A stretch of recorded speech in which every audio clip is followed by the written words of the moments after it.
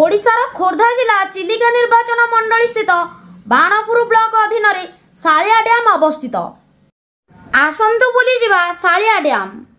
प्राकृतिक सौंदर्यपूर्ण सालिया डैम रो पारिपार्श्विक स्थिति को सरकार तरफ उन्नतीकरण करागले पर्यटकों संख्या बढ़िबो। डैम निकट में यात्री निवास, शौचालय, स्वच्छ पानीय जल जोगाण व्यवस्था, जानवाहन रखिबा निमंते पार्किंग और उक्त एरिया रे आलोकीकरण व्यवस्था निहाती आवश्यक। एसबू सुविधा करागले पर्यटकों संख्या बढ़िबा संगे संगे स्थानीय बाणपुरवासी व्यवसाय प्रतिष्ठान करी उपकृत होई परिबे। एथिप्रति ध्यान देबा पई सरकार को अनुरोध। सचेतन ओडिशा, स्वर्णिम ओडिशा, वंदे उत्कल जननी।